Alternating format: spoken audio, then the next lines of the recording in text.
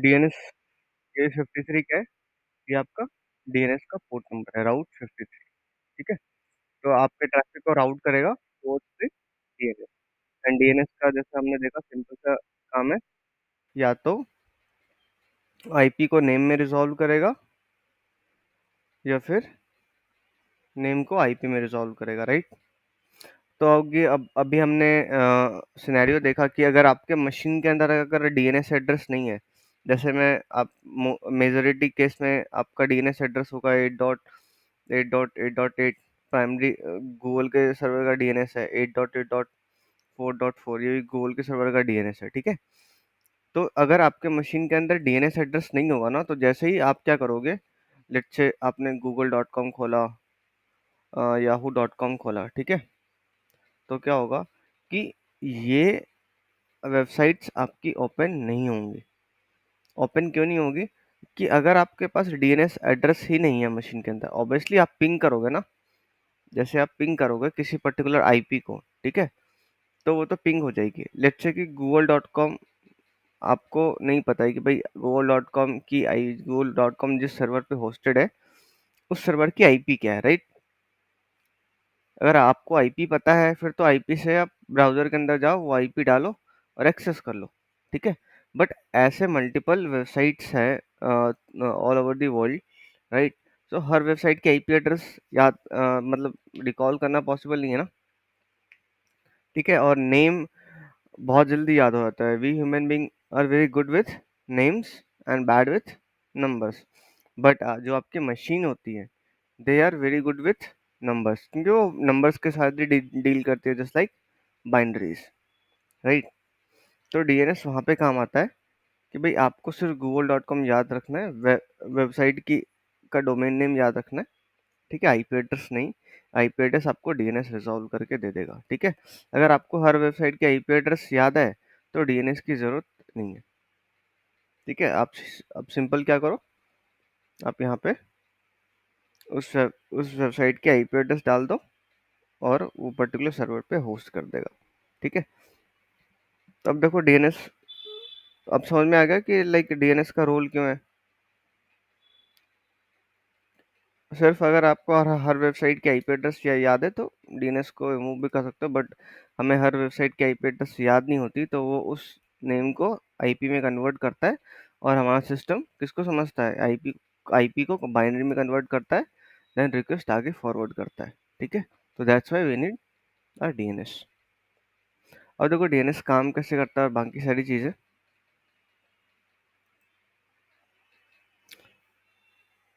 अगर मैं राउट 53 की बात करूँ, तो राउट 53 टू रजिस्टर, एक कोई नया डोमेन लेना है आपको, खरीदना है, तो रजिस्टर भी कर सकते हो, ट्रांसफ़र कर सकते हो। अगर आपके पास ऑलरेडी कोई एग्जिस्टिंग डोमेन है, लेट्स से आपने गोडैडी से लिया, बिग रॉक से लिया, जहाँ से भी आपने एग्जिस्टिंग डोमेन लिया है, ठीक है, वहाँ से आप ट्रांसफ़र भी कर सकते हो। और और अपने ट्रैफिक को राउट ट्रैफिक फॉर योर अपने डोमेन के लिए ट्रैफिक राउट कर सकते हो, कहाँ पे, टू योर AWS, जहाँ पे अगर AWS के अंदर आपने बना रखा है, ठीक है, तो वहाँ पे, नहीं तो कोई जहाँ भी कोई कहीं और से आपने होस्टिंग ले रखी है वहाँ से, to the external resource.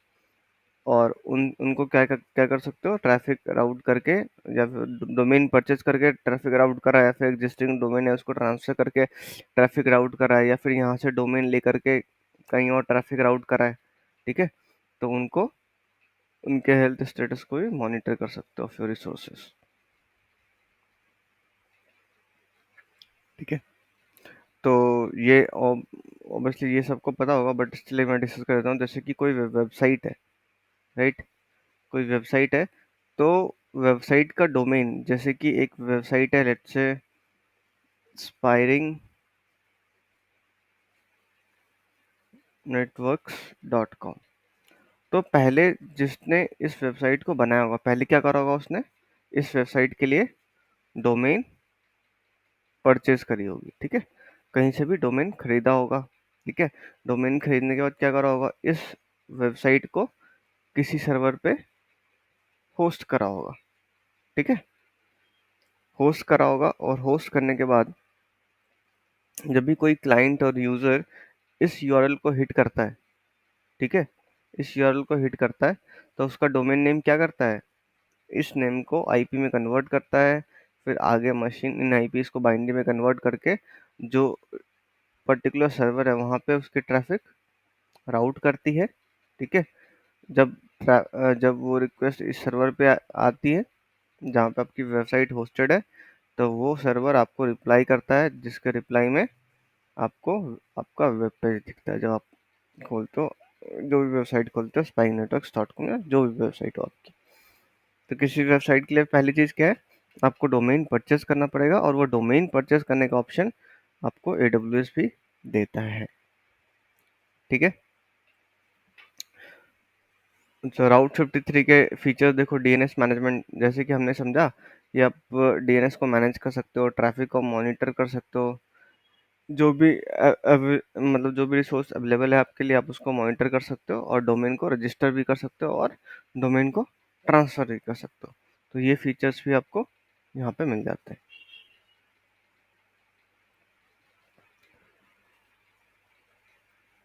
Just screen,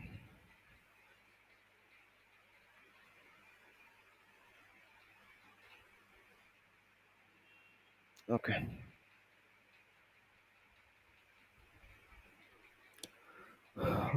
अब देखो डीएनएस काम कैसे करता है।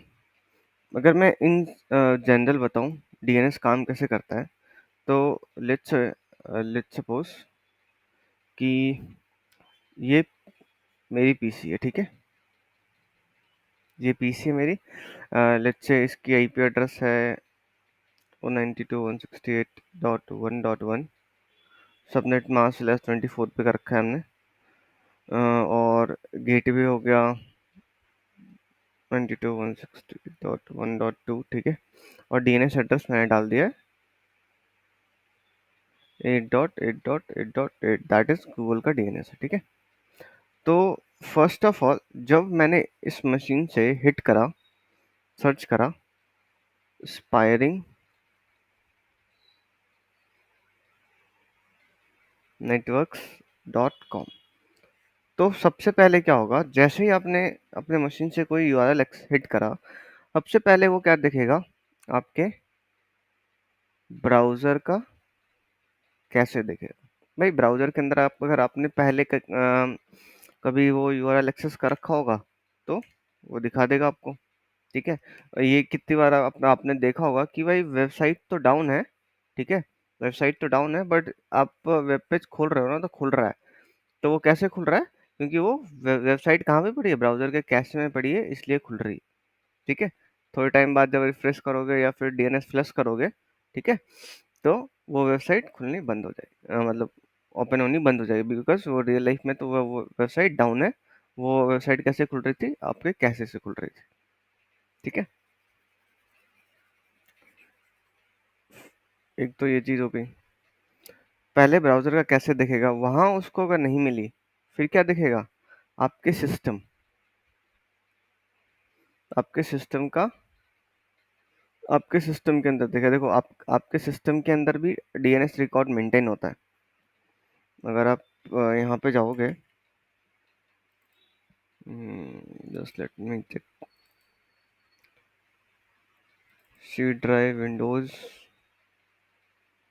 सिस्टम 32,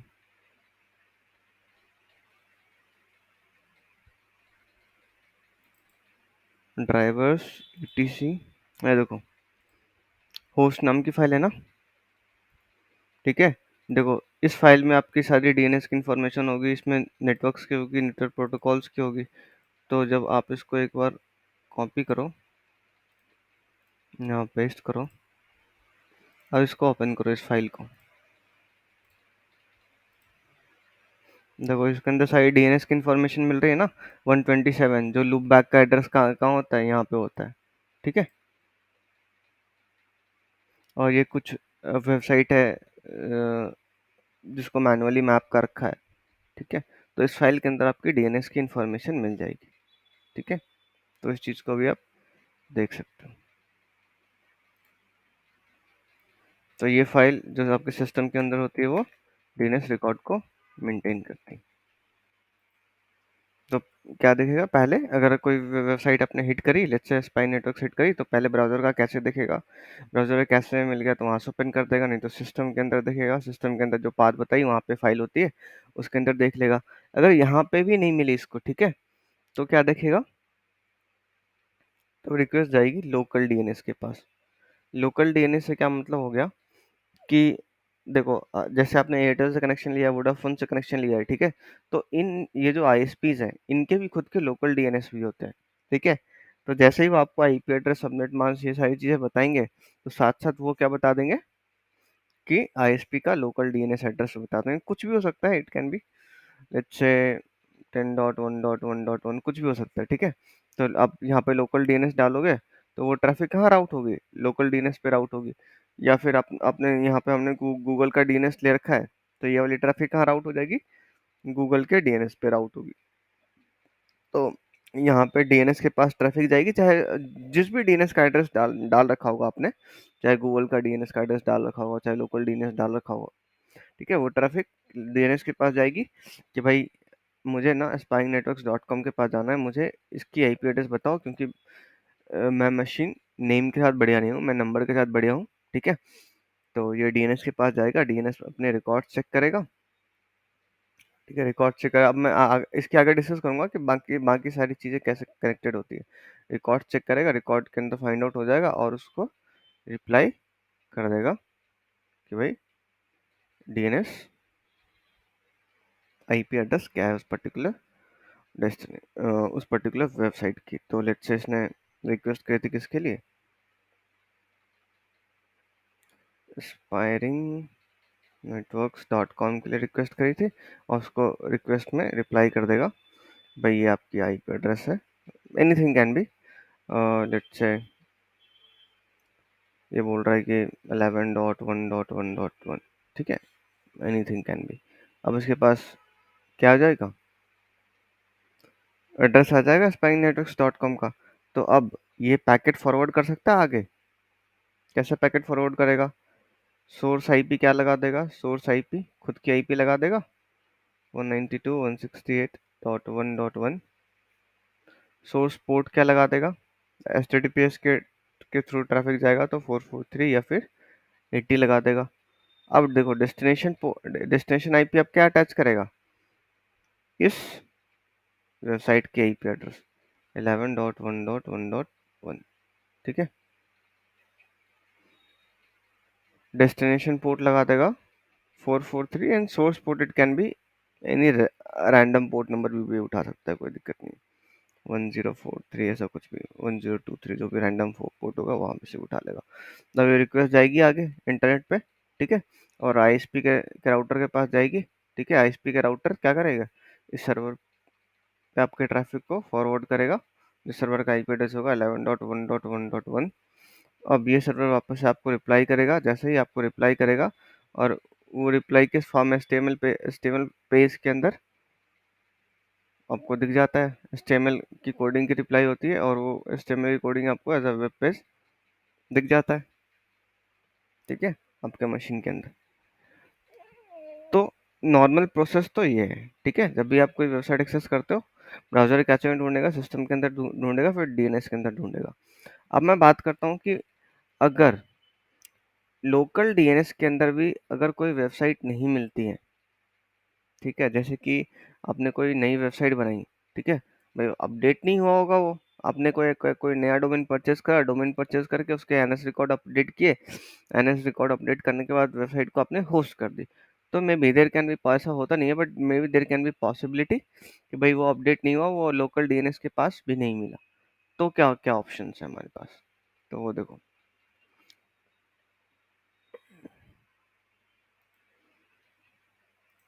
देखो आपके पास ये तीन टाइप्स के डीएनएस होते हैं। ये तो हो गया आपका लोकल डीएनएस, ठीक है। देखो सिंपल सी बात है, लोकल डीएनएस को रिक्वेस्ट फॉरवर्ड करेगा, लोकल डीएनएस के बाद इंफॉर्मेशन है ये फॉरवर्ड कर देगा, बात खत्म। बट मैं इस कंडीशन की बात कर रहा हूँ कि लोकल डीएनएस के पास इंफॉर्मेशन ही नहीं है, ठीक है। तो ये फॉरवर्ड करेगा किसको, अच्छा, डीएनएस के अंदर भी एक होता है रूट सर्वर, ठीक है, एक होते हैं टॉप लेवल वाले server, top level DNS server and authoritative DNS server. ठीक है, ऑथोरेटिव डीएनएस सर्वर। तो रूट सर्वर कौन सा सर्वर है कि जैसे कि इसने एग्जांपल दे रखा है कि भाई ये क्या होस्ट करना चाह रहा है, ये होस्ट करना चाह रहा है कि where is download beta example dot com, download dot beta example dot com. तो अब ये क्या है कि download dot beta example dot com. तो देखो इसने ये पहले कहाँ फॉरवर्ड करेगा, रूट सर्वर के, क्योंकि इसके पास इंफॉर्मेशन है नहीं, तो ये रूट सर्वर के पास इंफॉर्मेशन फॉरवर्ड होगा। रूट सर्वर कौन सा सर्वर होता है, जहाँ से सारे नोड्स कनेक्टेड होते हैं। जैसे कि मैं बात करूँ कि गूगल डॉट कॉम के बाद भी एक डॉट होता है जो हमें दिखता नहीं है। ठीक है, इसको वेरीफाई करना है, कैसे वेरीफाई करोगे, आप इस वेबसाइट पे जाओ, यहाँ पे जाओ और एक्सेस करो www.google.com।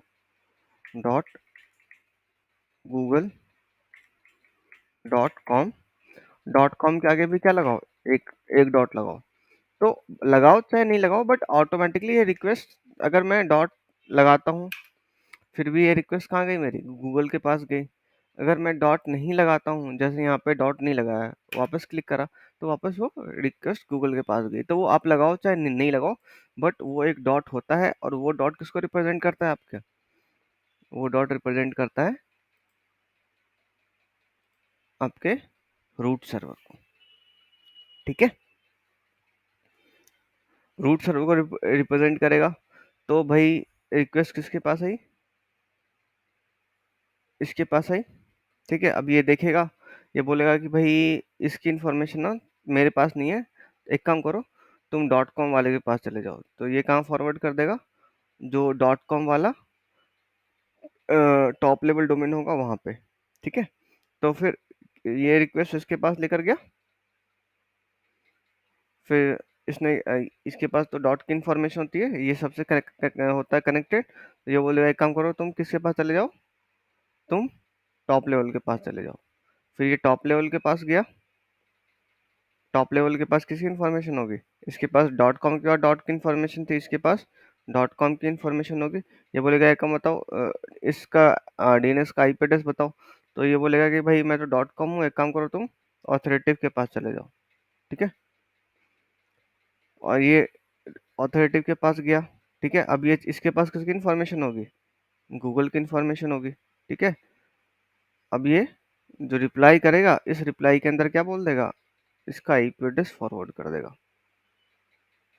किसका IP address, Google dot com का जो भी आईपी एड्रेस होगा वो फॉरवर्ड कर देगा, गूगल डॉट कॉम का जो भी आईपी एड्रेस होगा वो फॉरवर्ड कर देगा। अगर आपको चेक करना है इन जनरल, जैसे कि आपको किसी वेबसाइट की, जैसे कि मुझे फॉर एग्जांपल मुझे गूगल डॉट कॉम, देखो अभी मेरे पास तो डीएनएस है, तो डीएनएस एड्रेस डाल रखा है मैंने, तो गूगल डॉट कॉम हिट करा, खुल गया। अगर किसी केस में अगर आपको किसी की पता करनी हो कि उस पर्टिकुलर वेबसाइट का आईपी एड्रेस क्या है, तो आप कैसे पता कर सकते हो, एनएस लुकअप लगाओ, वेबसाइट के आईपी एड्रेस डालो। ठीक है, ये क्या बता रहा है, google.com। अगर मैं इस टाइम पे मेरे पास डीएनएस नहीं है, लेट्स सपोज इस टाइम पे मेरे पास डीएनएस नहीं है, और मैंने हिट करा, ये रिक्वेस्ट कहाँ फॉरवर्ड हुई, google.com के पास। तो मैंने क्या पता लगा लिया कि भाई जो डीएनएस google.com जिस सर्वर पे होस्टेड है, उस सर्वर की आईपी क्या है, ये आईपी है। तो मेरे पास डीएनएस है, तो मैं सिंपली कैसे खोलूंगा, google.com डालूंगा, एंटर करूंगा, खुल गया। यहाँ बहुत ध्यान से देखना, यहाँ पे मैं क्या कर रहा हूँ, नया टैब खोला, यहाँ पे मैंने डीएनएस रिकॉर्ड नहीं डाला, यहाँ पे मैंने आईपी एड्रेस डाली गूगल के सर्वर की। जैसे ही मैं इसको हिट करूंगा, ये रिक्वेस्ट फॉरवर्ड हो जाएगी, ये देखना ये चेंज हो जाएगा फटाक से, गूगल डॉट कॉम आ गया, रिक्वेस्ट फॉरवर्ड होगी गूगल डॉट कॉम के सर्वर पे। तो इस तरीके से आप आईपी एड्रेस भी फाइंड आउट कर सकते हो। ठीक है, तो जो भी उसकी आईपी एड्रेस थी, वो आईपी एड्रेस आ गई इसके पास, इस मशीन के पास। जैसे ही आईपी एड्रेस आ जाएगी, तो ये अपना पैकेट क्रिएट कर सकता है, सोर्स आईपी लगा देगा, डेस्टिनेशन आईपी लगा देगा, सोर्स पोर्ट लगा देगा, डेस्टिनेशन पोर्ट लगा देगा, और पैकेट को फॉरवर्ड कर देगा टुवर्ड गेटवे। और गेटवे के बारे में हमने पहले ही डिस्कस कर लिया है। ठीक है, टुवर्ड गेट पे ये फॉरवर्ड कर देगा इसको।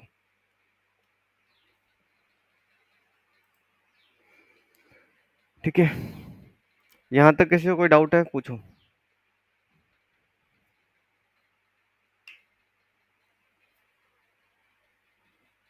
किसी को कोई डाउट नहीं? ओके।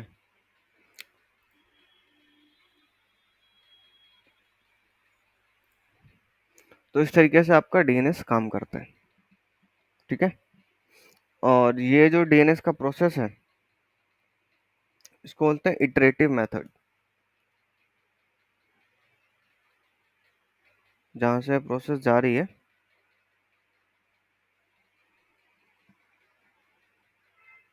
Iterative method. ठीक है, अगर ये प्रोसेस ऐसे हो, मतलब ये तो रिक्वेस्ट करी, इसने रिप्लाई करी, अगर ये प्रोसेस ऐसे हो तो इसने इसको फॉरवर्ड करा, फिर इसने इसको फॉरवर्ड करा, फिर इसने इसको फॉरवर्ड करा, फिर इसने इसको फॉरवर्ड करा, फिर इसने इसको रिप्लाई किया, फिर इसने इसको रिप्लाई किया, फिर रिप्लाई इसके पास आया, फिर इसने इसको फॉरवर्ड किया, अगर ऐसा प्रोसेस होता, ठीक है, तो इसको बोलते हैं रिकर्सिव, रिकर्सिव मेथड। ठीक है, तो ये चीज भी ध्यान रखना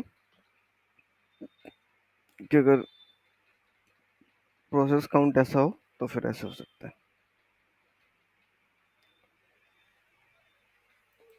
चलो चलते हैं आगे। राउट 53 मेजरली आपके 3 फंक्शन का परफॉर्म करता है।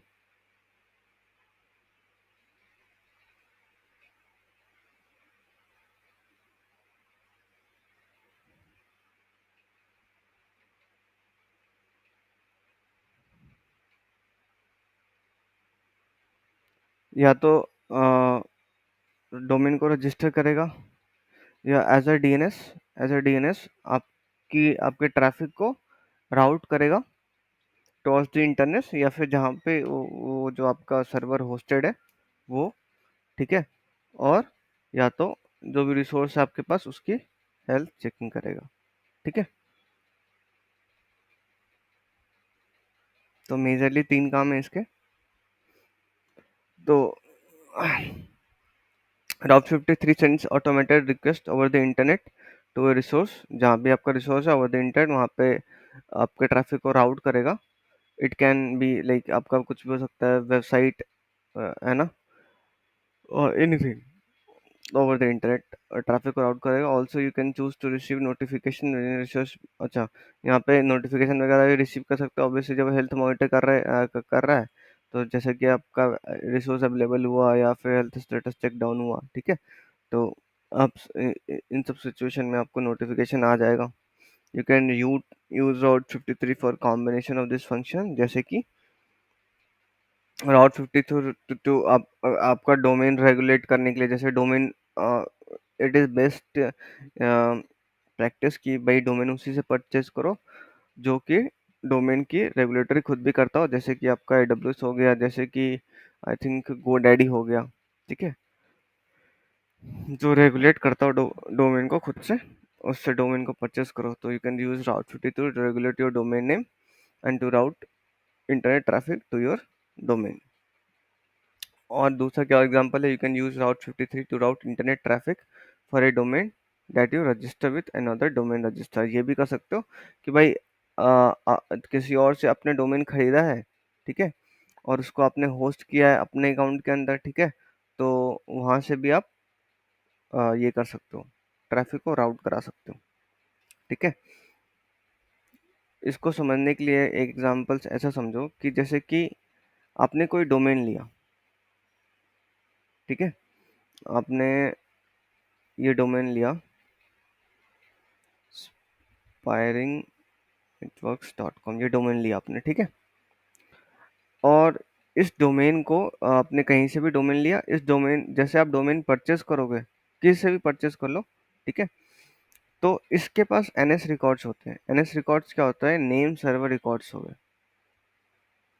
ठीक है, नेम सर्वर रिकॉर्ड होते हैं कितने, 4, क्योंकि एक लेट से एक डाउन चला गया, दूसरा तो रहेगा, दूसरा चला गया, तीसरा तो रहेगा, तीसरा चला गया, चौथा तो रहेगा। तो 4 नेम सर्वर रिकॉर्ड होते हैं।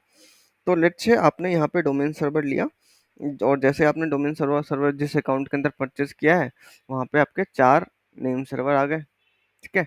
और लेट्स से कि आपने AWS पे आपने होस्टिंग करी है, AWS के अंदर आपने इस डोमेन की होस्टिंग करी, जहाँ पे आपने वेबसाइट बनाई है, ठीक है, वेबसाइट बनाई है, इस सर्वर पे आपने होस्ट करा है। तो क्या करना पड़ेगा आपको कि ये जो नेम सर्वर रिकॉर्ड है, ठीक है, ये नेम सर्वर रिकॉर्ड को आपको अपडेट करना पड़ेगा। एग्जिस्टिंग जो नेम सर्वर रिकॉर्ड होंगे, जो भी आपके existing default name server record होंगे, इसको आपको अपडेट करना पड़ेगा।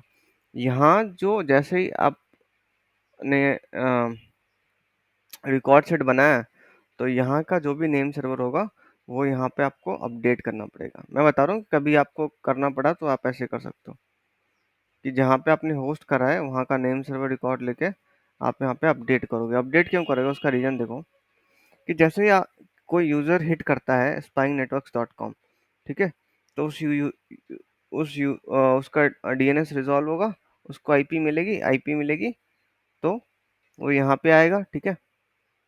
अब यहाँ पे देखेगा कि भाई यहाँ तो सिर्फ और सिर्फ क्या है, डोमेन है, वेबसाइट तो कहीं और होस्टेड है। तो वो इन्फॉर्मेशन कहाँ से मिलेगी, NS रिकॉर्ड से मिलेगी।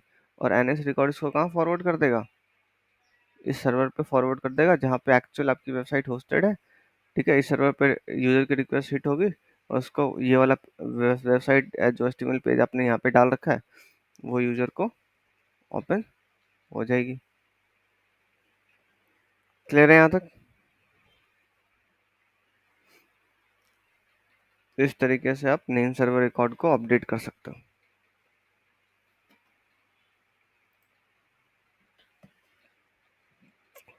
When you register a domain with Route 53, server automatically make its DNS server for the domain by doing the following। अच्छा, Route 53 के अंदर मैं बात करूँ, तो वहाँ से जैसे ही आप डोमेन परचेस करोगे, तो सर्वर ऑटोमेटिकली क्या कर देगा, उसके DNS सर्विस के लिए DNS रिकॉर्ड क्रिएट कर देगा। अब क्या क्या क्रिएट कर देगा इसके अंदर, होस्टेड जोन क्रिएट कर देगा, ठीक है, दैट हैज सेम नेम। और होस्टेड जोन जैसे ही क्रिएट, जैसे आपने राउट 53 के से डोमेन लिया, तो डोमेन की सारी सेटिंग कर देगा। सेटिंग के अंदर जैसे होस्टेड जोन जोन क्रिएट कर देगा, होस्टेड जोन का भी नेम सेम होना चाहिए जो आपका डोमेन नेम है। It assign set of 4 name server, जैसे मैंने आपको बताया, क्या असाइन कर देगा, 4 नेम सर्वर जो है वो अपडेट कर देगा, ठीक है। Or when someone uses a browser to access your website, this name server inform that browser to find your resource such as Amazon। अच्छा, जैसे ही नेम सर्वर अपडेट करोगे, तो नेम सर्वर क्या क्या बताता है कि भाई उस वेबसाइट का कंटेंट कहाँ पे रखा हुआ है। तो it can be your S3 bucket, it can be any of the server, ठीक है। तो वहाँ पे जैसे नेम सर्वर आपने अपडेट किया, तो नेम सर्वर जहाँ का भी अपडेट करोगे आप, चाहे S3 बकेट का हो जाएगा या फिर किसी सर्वर का, तो वहाँ पे रिक्वेस्ट आपकी फॉरवर्ड हो जाएगी with the help of name server। It get name server from hosted zone and add them to the domain, और वहाँ पे डोमेन पे ऐड कर देगा, ठीक है। अब AWS सारे टॉप लेवल डोमेन को सपोर्ट नहीं करता है, जैसे कि जेनरिक कुछ जेनरिक होते हैं, कुछ कंट्री वाइज भी होते हैं। जैसे कि जेनरिक हो गया आपका .com, .org, .net, ठीक है।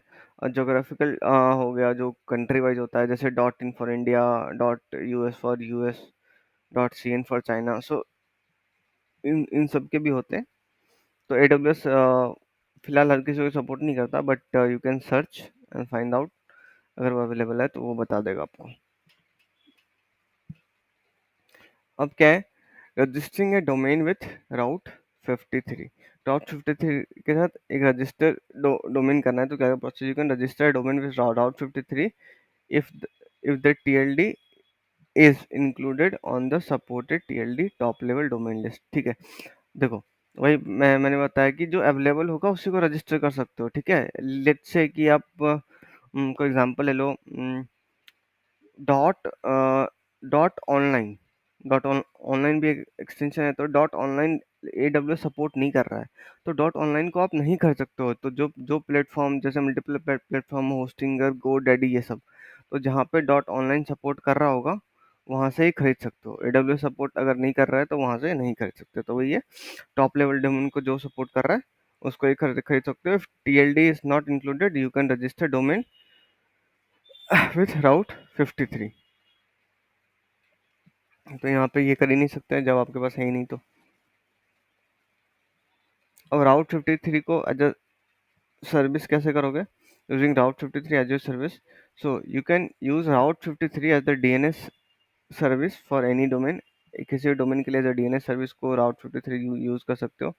Even if TLD for the domain is not included on the, वही है कि भाई डोमेन अगर TLD अवेलेबल नहीं है, टॉप लेवल डोमेन जैसे कि डॉट ऑनलाइन वाला अवेलेबल नहीं है, तो खरीद तो नहीं सकते, बट क्या कर सकते हो कि आप कहीं और से खरीद लो, ठीक है, बट उसको मैनेज कहाँ कर सकते हो? राउट 53 पे कर सकते हो, ये एक ऑप्शन है। खरीद कहीं और से लो डोमेन, बट उसको मैनेज यहाँ से कर लो। तो each Amazon Route 53 account is limited to maximum 500 hosted zone and 1000 resource record as per hosted zone. You can increase limit by requesting the AWS। वही है कि भाई राउट 53 के अंदर कुछ लिमिटेशंस है, और ये limitation can be fix and can be very, कि भाई मैक्सिमम 500 होस्टेड जोन क्रिएट कर सकते हो, मतलब 500 एक होस्टेड जोन के अंदर एक वेबसाइट होस्ट कर सकते हो। और डिपेंड्स अपन भाई किस टाइप, क्या क्या सिनेरियो आप ले रहे हो, मतलब सिंपल क्यूइंग वेटेज, तो उस अकॉर्डिंग भी क्रिएट करना पड़ेगा, वो हम आगे डिस्कस करेंगे। बट कहने का मतलब मैक्सिमम 500 होस्टेड जोन इन्हीं हो आप क्रिएट कर सकते हो, जिसके अंदर 100 रिकॉर्ड सेटअप बना सकते हो। सो स्टेप्स क्या क्या होंगे कॉन्फ़िगर करने के? यूनिट टू रजिस्टर, पहली चीज़ है ऑब्वियसली आपको पहले तो आपको DNS डोमेन नेम के लिए पहले तो आपको डोमेन ही लेना पड़ेगा, ठीक है।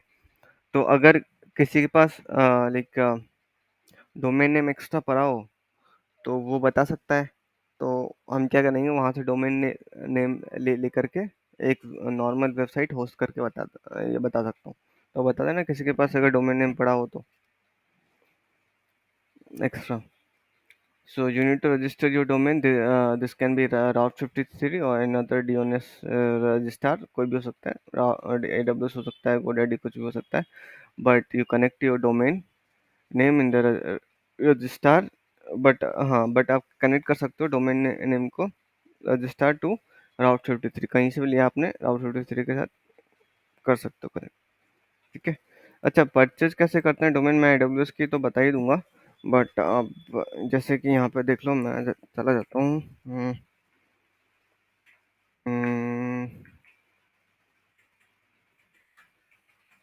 डोमेन परचेज में जाओ, तो मल्टीपल वेबसाइट आ जाएंगी। GoDaddy आ जाएगा, बिग रॉक्स आ जाएगा, आपका नेम चिप आ जाएगा, होस्टिंजर आ गया है ना।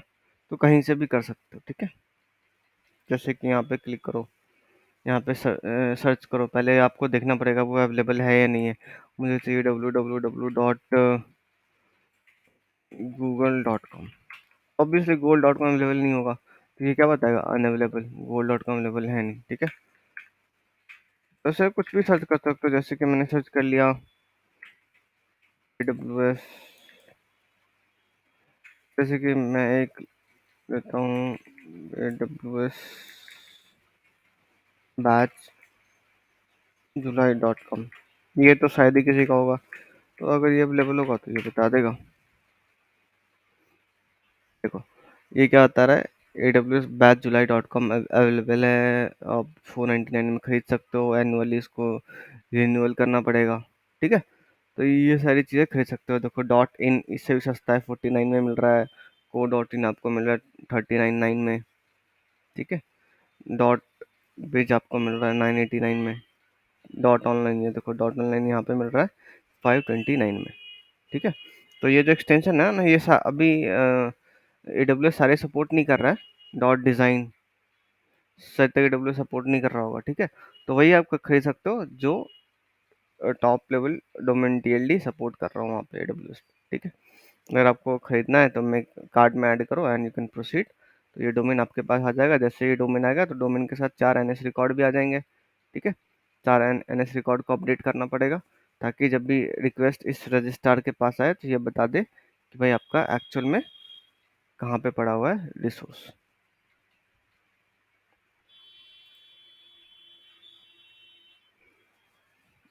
और क्या है, क्रिएट होस्टेड जोन ऑन राउट राउट 53 पे होस्टेड जोन बनाओगे, this can be done automatically फिर रजिस्टर्ड डोमेन। अच्छा ये बता रहे कि भाई जब आप उसके थ्रू AWS के अंदर ही डोमेन लोगे तो ये ऑटोमेटिकली क्रिएट कर देगा आपके लिए।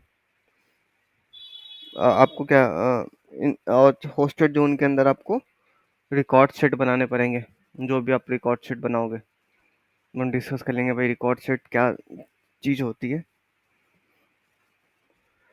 अच्छा, डेलीगेट राउट 53 इसके अंदर क्या क्या है, this steps connects everything and make it works. इसके अंदर क्या है, connect the domain name to the route, आपके डोमेन नेम को किससे कनेक्ट कनेक्ट करो, राउट 53 होस्टेड जोन से। ठीक है, इस प्रोसेस को क्या बोलते हैं, डेलीगेशन। मतलब आपका डोमेन है उसको किससे कनेक्ट कर दिया आपने, AWS से कर दिया कनेक्ट, चाहे AWS के अंदर डोमेन लिया हो चाहे किसी और के थ्रू डोमेन लिया हो। जैसे ही आप कनेक्ट करते हो, लाइक लेट्स से आपने डोमेन कहीं और से लिया हो या फिर AWS के खुद से डोमेन लिया हो, ठीक है। जैसे ही आप उसको कनेक्ट करते हो किससे,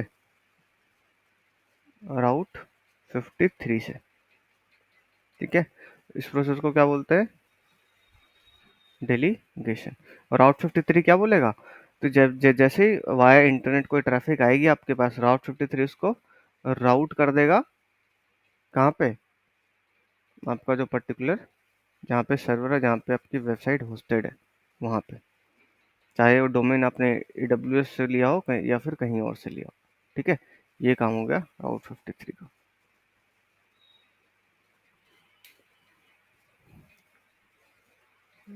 अब देखो, अपडेट योर डोमेन रजिस्ट्रार, अपने डोमेन रजिस्ट्रार को अपडेट करो with the correct name server of your OWS। तो क्या करना पड़ेगा आपको, जैसे मैंने डिस्कस करा कि जैसे आप कोई डोमेन परचेस करोगे, ठीक है, तो उसके पास NS रिकॉर्ड होंगे, 4 NS रिकॉर्ड होंगे। ठीक है, तो लेट से आपने GoDaddy से डोमेन खरीदा, ठीक है, और उसको होस्ट कर रहे हो कहाँ पे, AWS पे होस्ट कर रहे हो, तो राउट 53 के जो NS रिकॉर्ड्स होंगे ना 4, इसको कॉपी करके, उसको कॉपी करके यहाँ पे पेस्ट करो, इसको कॉपी करके यहाँ पे पेस्ट करो, इसको कॉपी करके यहाँ पे पेस्ट करो, इसको कॉपी करके यहाँ पे पेस्ट करो। तो क्या होगा, जब भी इसके पास रिक्वेस्ट आएगी तो ये क्या बता देगा कि भाई आप ना उसके पास चले जाओ, राउट 53 के पास। ठीक है, क्योंकि इसके पास एड्रेस किसका डाला होगा, राउट 53 का। राउट 53 के पास आएगा, राउट 53 के पास आएगा तो ये फॉरवर्ड कर देगा कहाँ पे, डिजायर्ड सर्वर, जहाँ पे उस सर्वर की जहाँ पे उस वेबसाइट की होस्टिंग पर है, जिस भी सर्वर पे। ठीक है, तो ये सारी चीज़ें आप NS रिकॉर्ड के थ्रू कर सकते हो। NS रिकॉर्ड दिखता कैसे होगा आपको, NS फॉर एग्जांपल में जाओ तो इस तरीके से दिखेगा आपको, ये देखो इस तरीके से दिखेगा।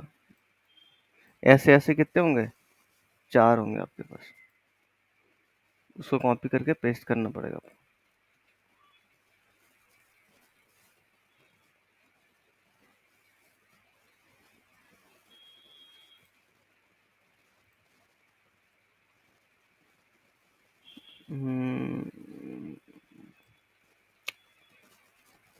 ये देखो,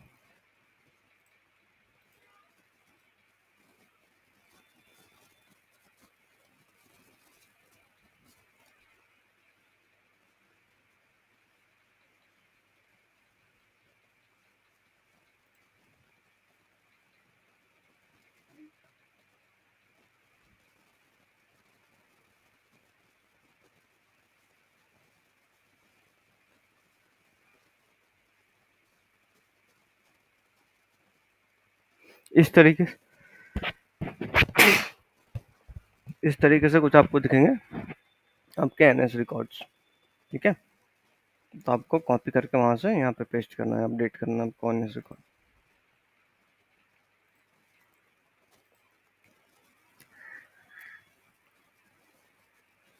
और ये क्या बोल रहा है, नो अदर कस्टमर, कोई और कस्टमर भी हो तो host zone will share delegation set with your domain, which means Route 53 DNS server will be serving DNS traffic for the domain for the hosted zone।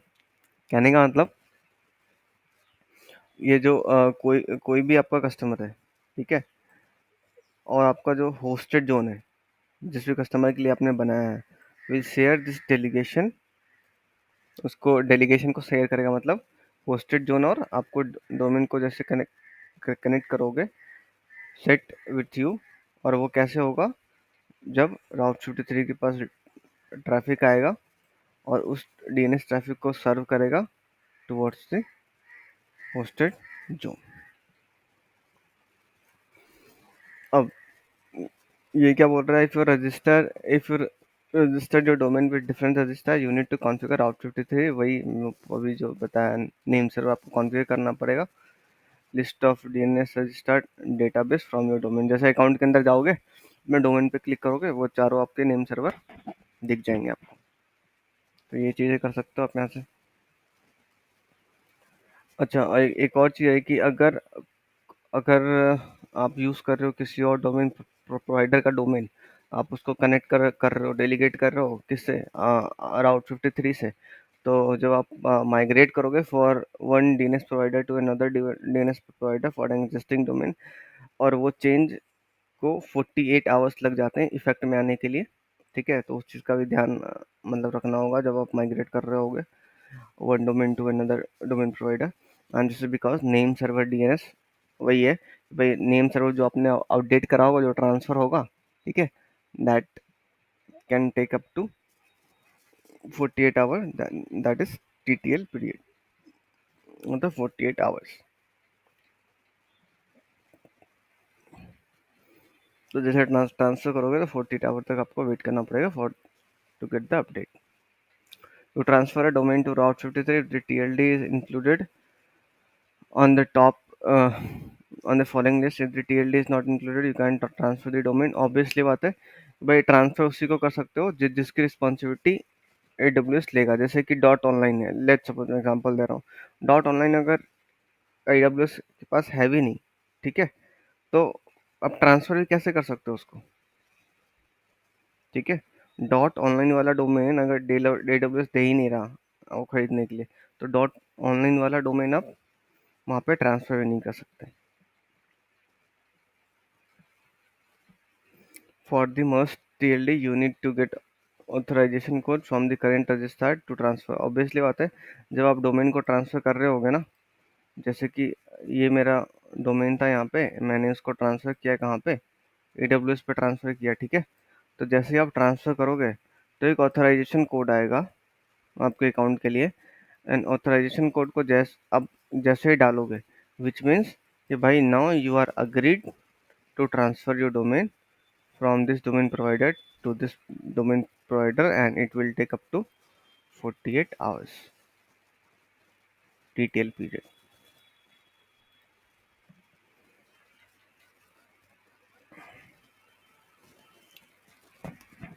ठीक है, समझ तो आ रहा है ना।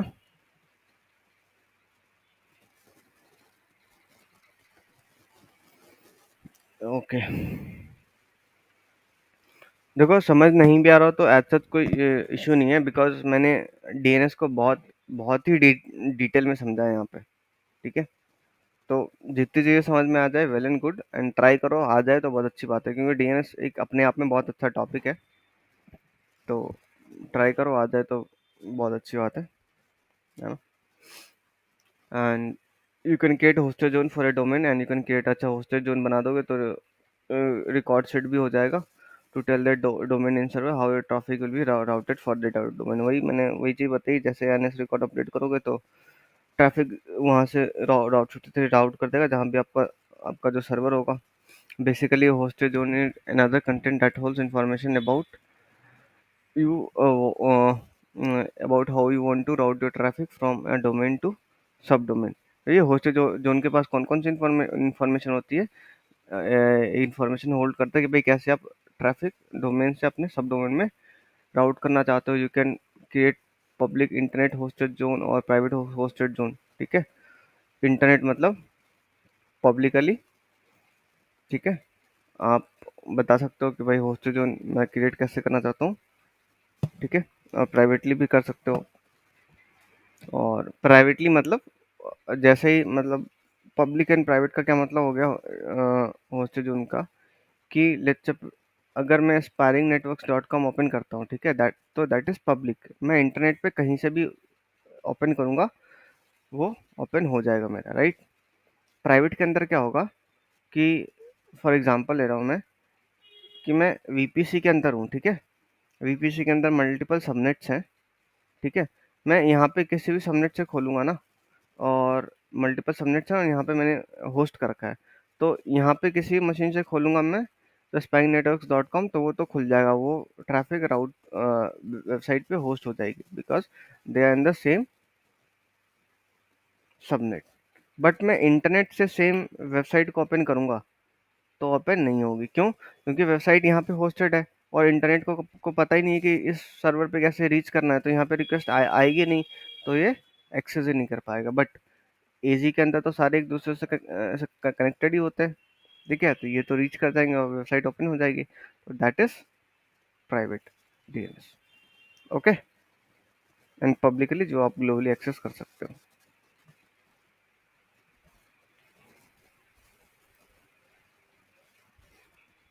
जैसे कि आप किसी ऑर्गेनाइजेशन में जाओगे तो वहाँ पे उनका मतलब बहुत सारे डीएनएस ऐसे होते हैं जो उस ऑर्गेनाइजेशन के अंदर ही खुलते हैं, ठीक है, that is private DNS.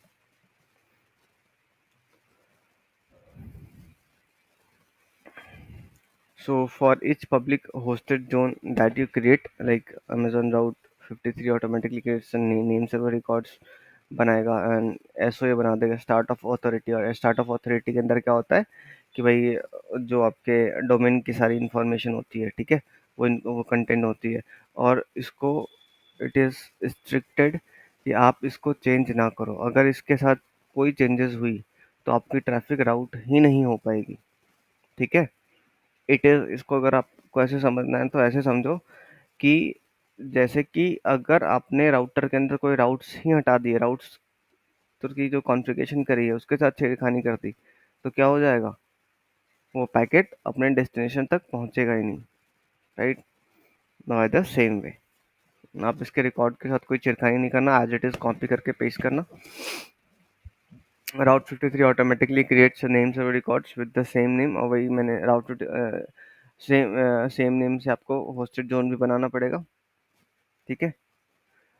And it list the four name server that are, चार नेम सर्वर आएंगे that are authoritative name server for the hosted zone. अच्छा, चार जो नेम सर्वर होते हैं जैसे हमने डिस्कस करा था ना, root level, top level, root level dot top level dot com dot in, dot com dot in dot और डॉट डॉट नेट, ये सारी चीज़ें। अब बाकी की चीज़ें जो भी होती है वो अथॉरिटी के पास होती हैं, तो नेम सर्वर जैसे कि स्पायरिंग नेटवर्क्स, लाइक गूगल, ठीक है, तो ये सब किसके पास हो गया? आपका अथॉरिटी के पास ये सारी डोमेन की इंफॉर्मेशन होगी। और रूट और टीएलडी के पास डॉट और डॉट कॉम इन सब की इंफॉर्मेशन होगी। So do not add change delete name server, वही अब उसको चेंज मत करो। डोमेन ये स्पाइंग नेटवर्क्स डॉट कॉम। और सपोर्टेड डोमेन क्या होता है? सपोर्टेड डोमेन बहुत जगह आपने दिखा होगा, जैसे कि सपोर्ट करके आता है, इन्फो करके आता है, कॉन्टैक्ट एट द रेट करके आता है, ठीक है। तो वो सारे क्या हो गए आपके? सब डोमेन हो गए। जैसे कि spying networks dot com is a website, support at the rate spying networks dot com, that is sub domain, info at the rate spying networks dot com at the, ये क्या हो गया आपका? सब डोमेन होगा। Contact at the rate spying networks dot com, ये सारे क्या हो जाएंगे आपके? सब डोमेन हो जाएंगे। ये देखो, ये भी एक और एग्जांपल है एनएस रिकॉर्ड का, ऐसे दिखेगा आपको एनएस रिकॉर्ड्स, ठीक है। तो देखो, चार एनएस रिकॉर्ड्स हैं, तो एक dot com dot net dot org dot co dot, okay.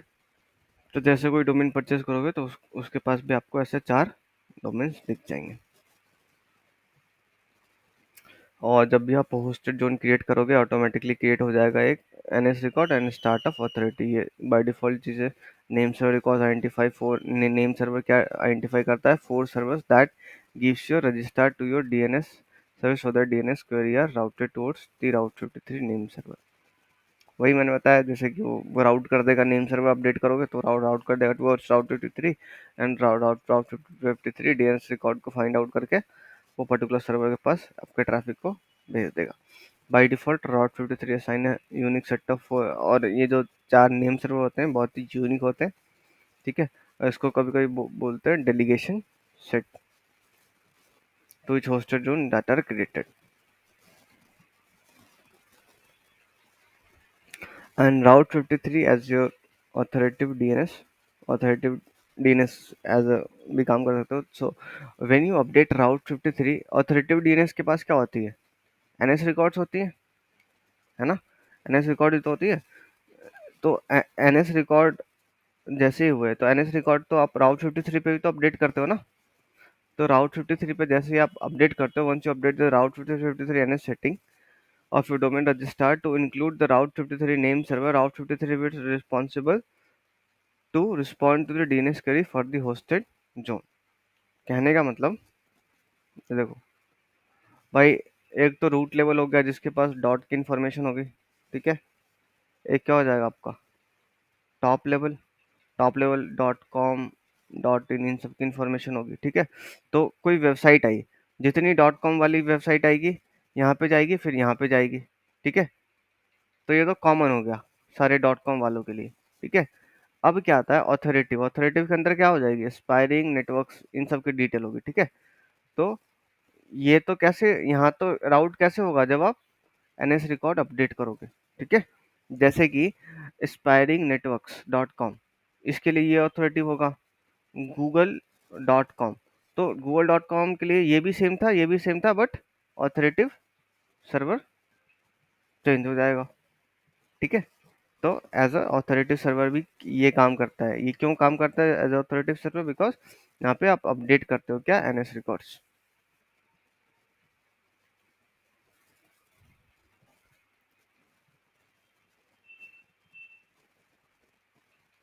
DNS query वही, अगर आपके पास डीएनएस के पास रिक्वेस्ट जाएगी तो वही उसी क्वेरी भी रिजॉल्व करेगा, ठीक है। So this is true whether you do have a function like कोई वेबसाइट हो या नहीं हो, Route 50 will respond with information about the hosted zone whenever someone type associated domain in the web server। और ठीक है, you can create more than one hosted zone with the same name and add different record to each hosted zone। अच्छा, record से different डाल सकते हो but name आप same create कर सकते हो, ठीक है। क्योंकि कितनी बार ऐसा होता है कि लेट्स सपोज कि spy networks dot com, spy networks dot com यहाँ पे डाला, डॉट इन यहाँ पे डाला, डॉट org यहाँ पे डाला, बट इनके लिए आपने सर्वर, होस्टिंग सर्वर अलग अलग लिए हैं, ठीक है। तो नेम तो सेम ही होगा, ठीक है, बट सर्वर अलग अलग है, तो इनके क्या होंगे, नेम सर्वर डिफरेंट डिफरेंट होंगे, ठीक है। बट नेम जो है वो कॉमन हो सकता है। और कितनी बार ऐसा भी होता है कि सबको एक जगह भी राउट कर सकते हो, ऐसा नहीं है, जैसे कि spying networks dot com dot in dot org, ठीक है। तो ऐसा नहीं कि इन अलग अलग सर्वर होगा डॉट कॉम के लिए, डॉट इन के लिए, डॉट कर सकते हो, नो इशू। बट आप चाहो तो सेम सर्वर पे भी इनके ट्रैफिक को राउट कर सकते हो, ठीक है।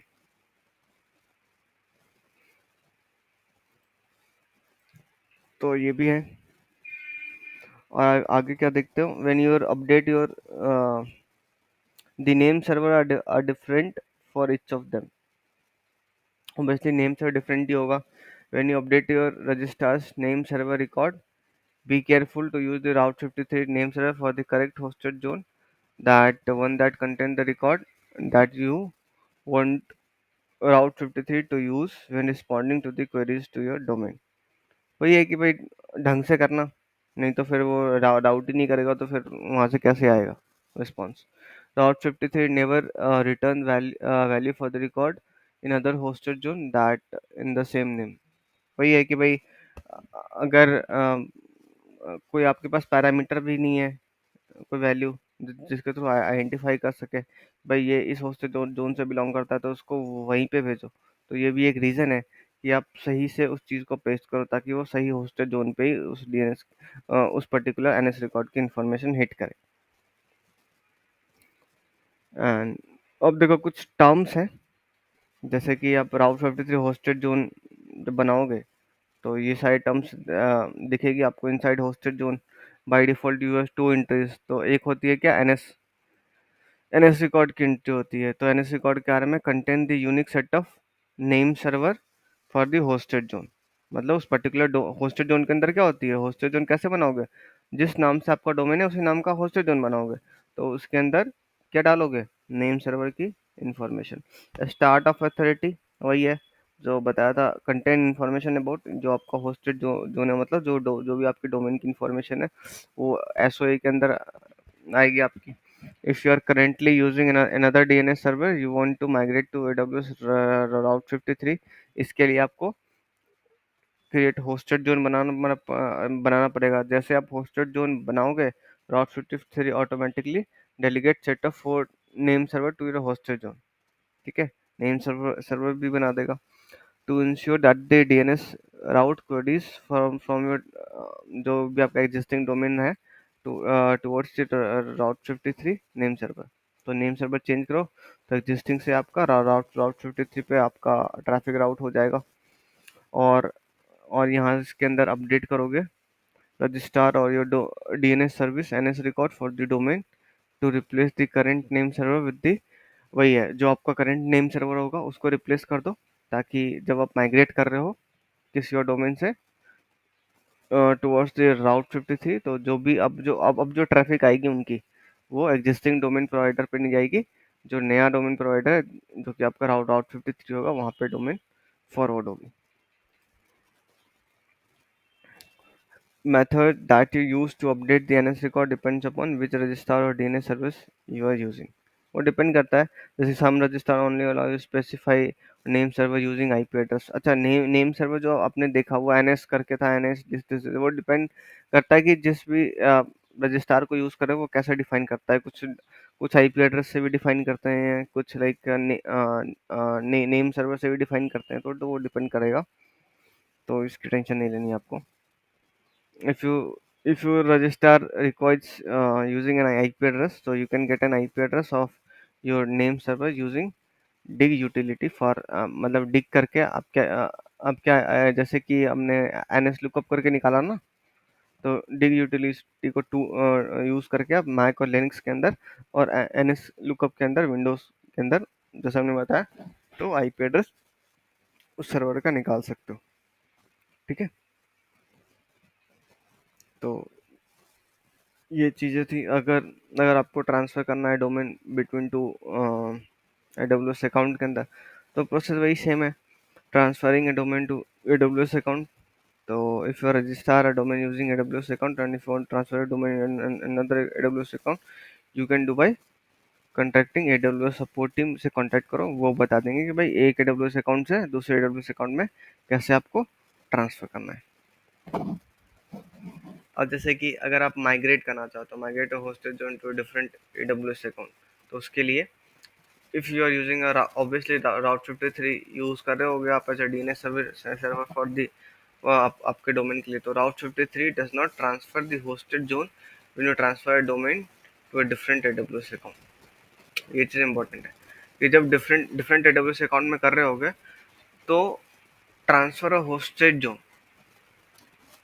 वो होस्टेड जोन को क्या करेगा, ट्रांसफ़र नहीं करेगा दूसरे AWS अकाउंट के अंदर।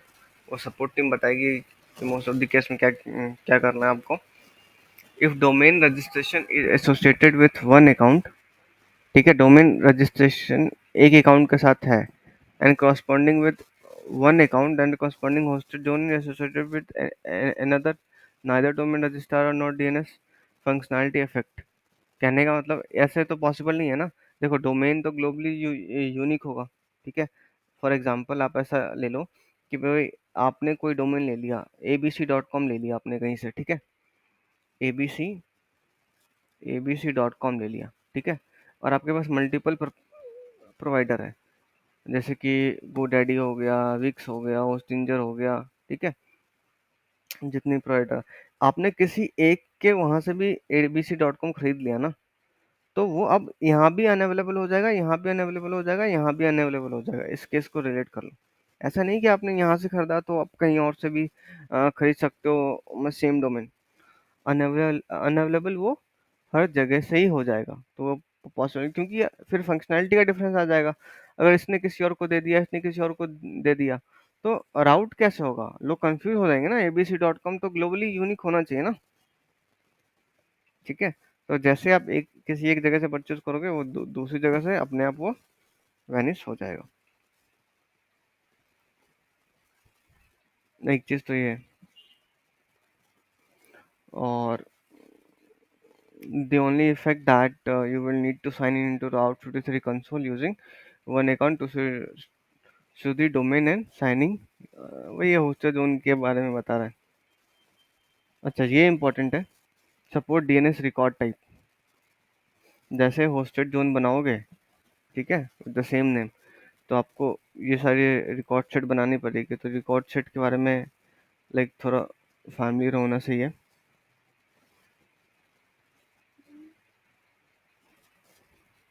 ये रिकॉर्ड क्या करता है, एड्रेस रिकॉर्ड मैप करता है डोमेन टू आईपी। ठीक है, ट्रिपल ए रिकॉर्ड किसके लिए होता है, आईपी वर्जन 6 के लिए। ठीक है, सी नेम क्या मैप करता है, map an alias to host name.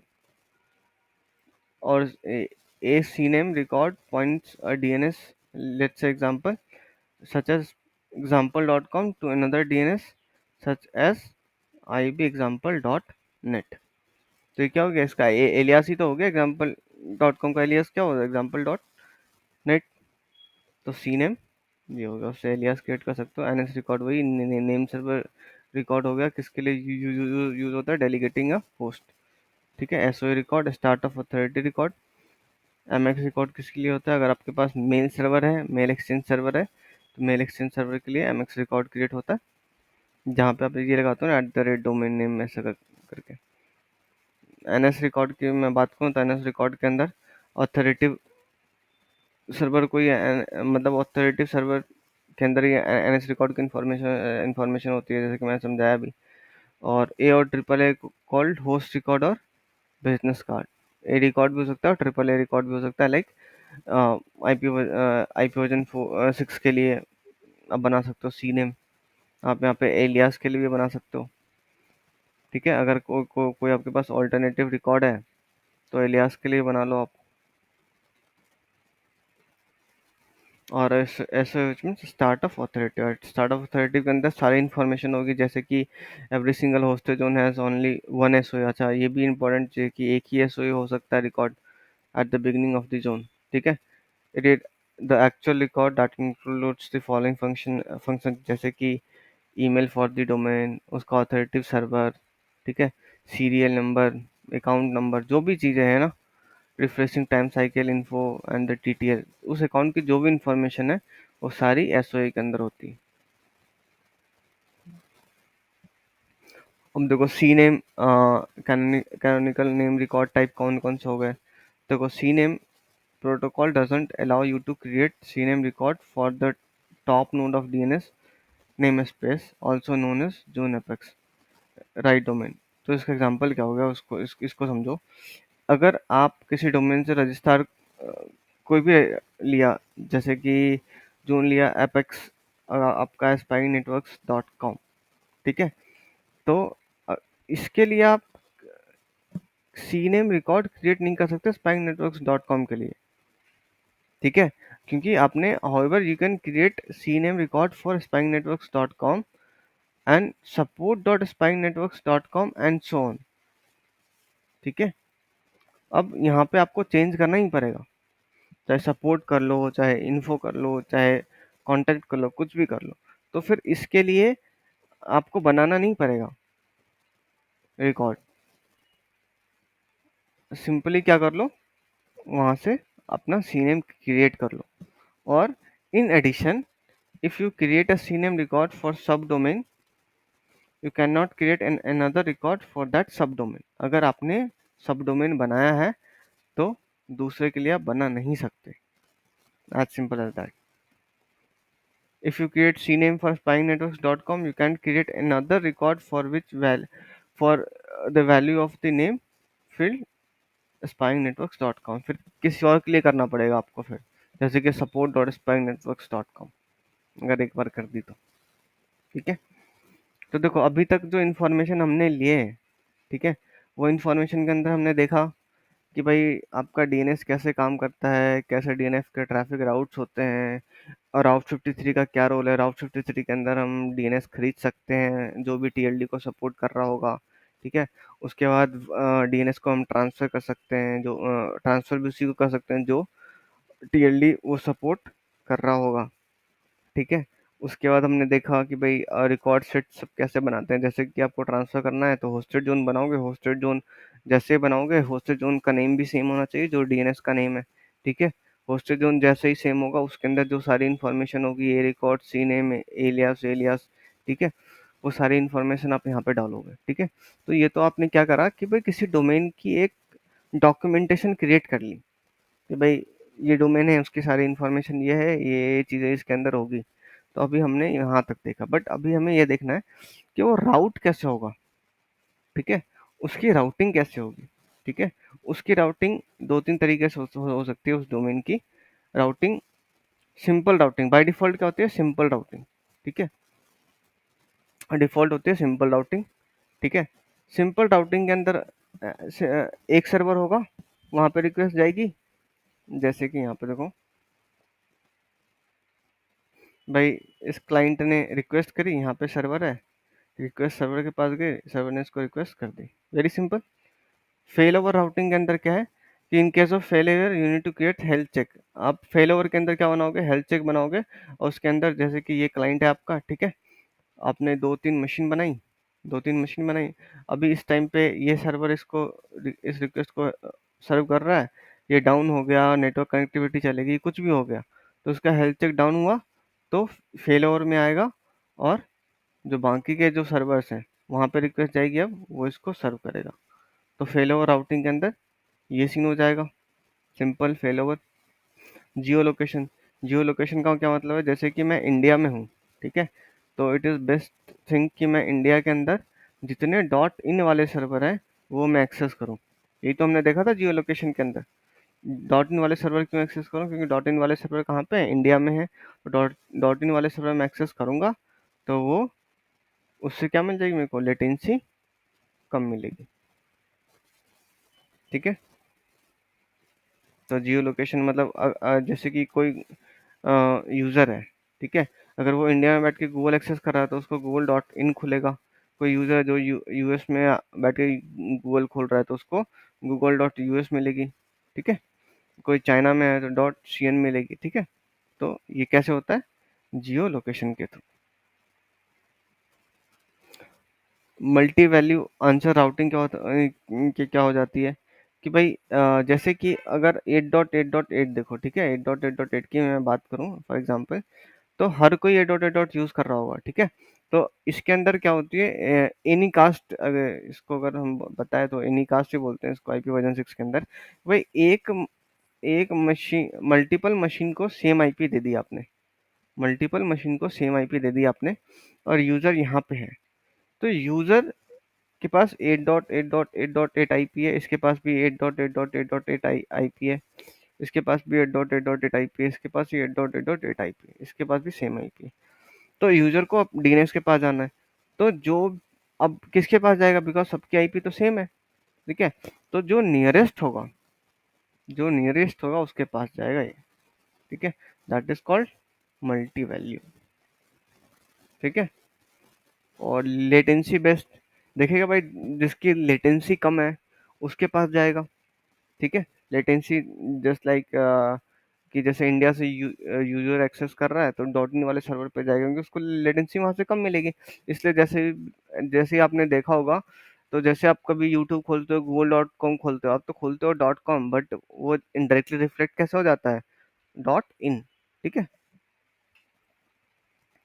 और वेटेड राउटिंग के अंदर क्या है कि भाई आपने, आपकी वेबसाइट है, आपने होस्ट कर रखी है इस सर्वर पे भी, इस सर्वर पे भी, यहाँ पे आपने 70% लोड डाल रखा है, यहाँ पे आपने 30% लोड डाल रखा है, ठीक है। तो जब वो नॉर्मल यूज़र आएगा तो एक्सेस कर रहा होगा, जब यहाँ पे 70% लोड लोड भरने लग जाए तो बाकी के लोड्स इस सर्वर पे आने लगेंगे, तो फेल ओवर के चांसेस थोड़े कम हो जाते हैं यहाँ पे। अच्छा, जियो प्रॉक्सिमिटी क्या है? जियो प्रॉक्सिमिटी सिंक और expand concept, high traffic will be shrink and low traffic will be expand. कहने का मतलब जियो प्रॉक्सिमिटी के अंदर क्या है कि रिसोर्स बेस्ड, देखो यहाँ तक तो क्या हो रहा था कि क्लाइंट बेस्ड राउटिंग हो रही थी, यहाँ पे रिसोर्स बेस्ड हो रही है राउटिंग। तो रिसोर्स बेस्ड राउटिंग का क्या मतलब है कि लेट्स से कि ये मेरा सर्वर है, ठीक है। तो इस सर्वर पे मैंने स्टैटिक पेज बना रखा है, यहाँ पे मैंने डायनेमिक पेज बना रखा है, यहाँ पे मेरा डेटा सेंटर है, यहाँ पे कुछ और है, मतलब मेरे मेरे वेबसाइट के मल्टीपल कंपोनेंट्स मतलब डिफरेंट डिफरेंट जगह पे हैं, ठीक है। कुछ कंपोनेंट्स यहाँ हैं, लॉगिन पेज यहाँ है, डेटाबेस यहाँ है, इस वेबसाइट के अंदर जो इमेजेस दिखती है वो इमेजेस यहाँ पे स्टोर है, ठीक है।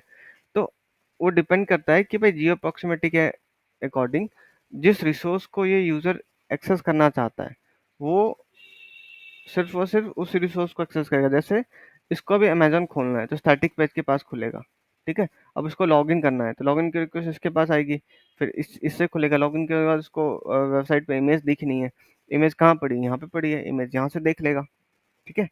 तो इससे क्या हो जाएगी, अब अब क्या होगी, श्रिंक होगी ना। यहाँ लॉगिन कर लिया, यहाँ से कनेक्शन हट गया, फिर अमेज़न अमेज़न खोल लिया, यहाँ से कनेक्शन हट गया, लॉगिन कर लिया, यहाँ से कनेक्शन हट गया, ठीक है। उसको परचेज़ करनी है, परचेज़ यहाँ से कर लिया, परचेज़ करने का यहाँ से कनेक्शन हट गया, ठीक है। तो ये मल्टीपल कंपोनेंट्स को आप जियो प्रॉक्सिमिटी के थ्रू एक्सेस करा सकते हो, ठीक है। उसके बाद क्या है, fail over routing case of fail over, अच्छा फेल ओवर राउटिंग के केस में आपको हेल्थ चेक चेक करना पड़ेगा, क्योंकि फेल ओवर जब भी तो डिफाइन होगा जब हेल्थ चेक रहेगा, नहीं तो पता ही क्या कैसे चलेगा कि भाई फेल हुआ है नहीं फेल हुआ है, ठीक है।